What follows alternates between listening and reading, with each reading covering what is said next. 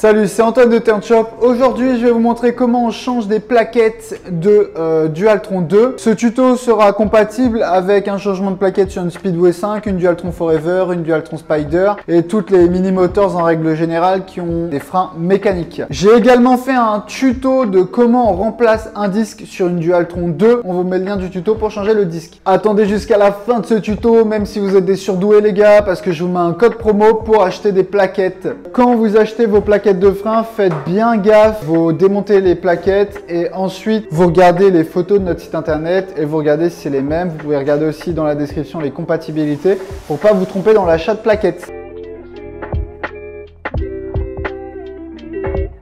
Donc dans un premier temps, nous ce qu'on va faire c'est desserrer le cap de frein, donc avec une clé BTR de 5, voilà, on a desserré. Ensuite on va enlever les deux vis BTR, on fait gaffe à pas perdre les rondelles les gars, elles sont pas là pour faire joli. Hop là, tac tac tac, et voilà. Ah, bordel, Eve, toujours de la faute des jeunes.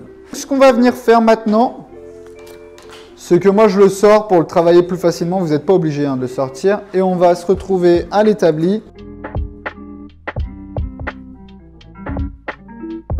Vous avez une vis pointeau qui vient serrer en fait cette partie de l'étrier. Donc on la desserre pour pouvoir desserrer sans abîmer.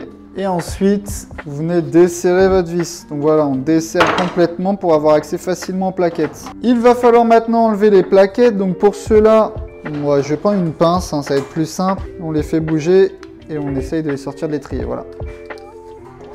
Et voilà, j'ai sorti une plaquette, je vais sortir la deuxième. Des fois, ce qui peut vous embêter, c'est ça là, il y a une tige en fait qui vient écarter les plaquettes. Là, j'ai enlevé mes deux plaquettes de frein. Ce qu'on vient faire tout de suite, c'est nettoyer l'étrier de frein, le passez pas sous l'eau, hein, parce que sinon il va rouiller. Le mieux, c'est au nettoyant frein. Donc voilà, ça vient enlever toutes les impuretés. Une fois que vous avez vos plaquettes de frein, vous allez sur notre site internet, vous regardez le modèle que vous avez besoin et vous le commandez sur le site de Turnshop. Je prends mes nouvelles plaquettes de frein. Donc on vient tout d'abord placer sa première plaquette. Tac, et voilà. Et on vient passer la deuxième plaquette. Donc c'est assez minutieux, hein. Voilà, là en fait je les appuie sur les extrémités pour venir mettre cette pièce qui permet de les écarter. C'est un écarteur de plaquettes, hein. Faut rentrer votre écarteur de plaquettes dans les trous des plaquettes. Donc là, moi, je le rentre par-dessus l'écarteur et je viens le descendre jusqu'à temps que ça vienne clipser dans les plaquettes. Hop, bon, je sais pas si vous avez entendu, mais il y a eu un clips, le système revient bien, donc ça veut dire que mon écarteur est bien placé. En plus de ça, on le voit dans le trou de la plaquette. Moi, je vous invite à mettre un petit peu de frein filé sur cette partie de l'étrier, ça évite que ça se desserre, parce que la vis pointeau, elle est toujours pas super efficace. Voilà, pas besoin d'en mettre trop, mais c'est juste pour venir bloquer cette pièce et qu'elle se desserre pas pendant que vous roulez. Voilà, et ensuite on passe donc au serrage de la vis. Donc là vous voyez le disque ne passe pas, donc c'est trop serré, je le desserre un peu. Voilà, là à mon avis on est pas mal. Après on pourra faire un deuxième réglage. On vient serrer la vis pointeau et on va venir repositionner notre étrier.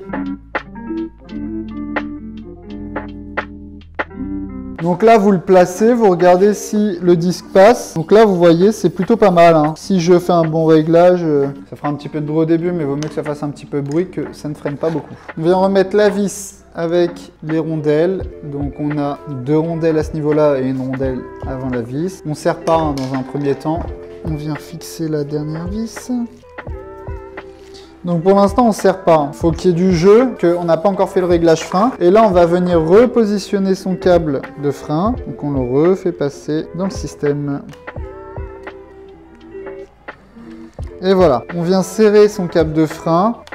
C'est un de le serrer trop fort au début, hein, parce qu'on pourra le serrer après. Et ensuite on vient positionner son étrier pour éviter que ça fasse le moins de bruit possible. On essaye de trouver la position en fait vraiment la plus parallèle au disque. Et de cette manière, en fait, l'usure des plaquettes se fait de la meilleure façon possible. Donc là, je suis pas déconnant, enfin c'est pas dégueulasse. On peut venir le serrer, on serre progressivement en haut puis en bas, en haut puis en bas. Avant d'utiliser votre trotte, vous vérifiez bien qu'elle freine bien et c'est parfait.